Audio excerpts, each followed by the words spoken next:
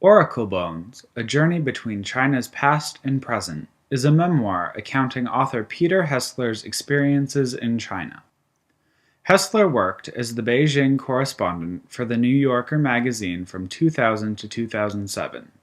According to his note about the memoir, it covers his research and experiences from 1999 to 2004.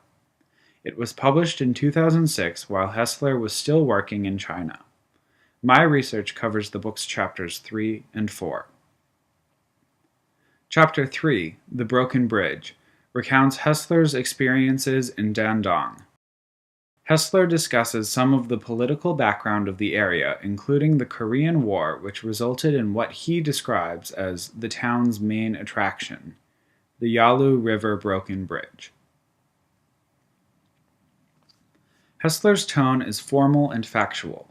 He weaves together personal accounts and the historical context necessary to understand them. In this way, Hessler's writing comes across as more of a report than a story.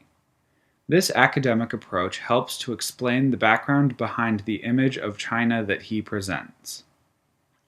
A similar piece of literature to Hessler's Oracle Bones from this semester's curriculum is Mark Salzman's Iron and Silk. Salzman's tone is much less formal, making it more story-based than history-based.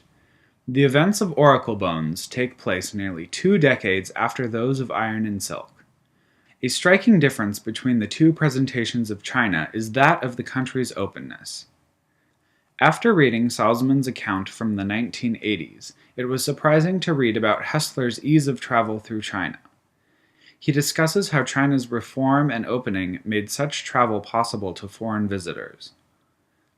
Hessler comments on the openness between China and North Korea in Dandong, saying, "The Chinese government has established unusually lax rules in Dandong because it was pretty sure that anybody who crossed the Yalu River would want to come back."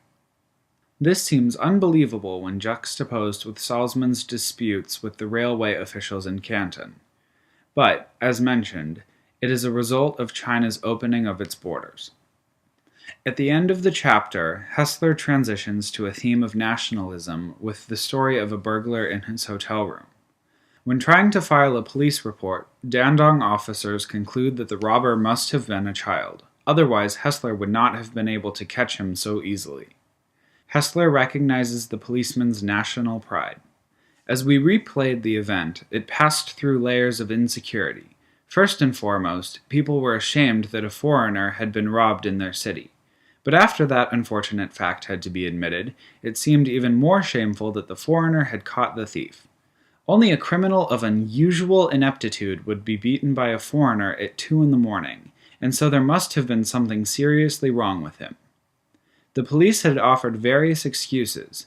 He must have been a drunk, or a cripple, or a migrant who was desperately poor. Dandong, the police emphasized, was a modern, orderly city with a growing tourist industry. It wasn't the sort of place where a foreigner woke up in the middle of the night with a common thief in his room.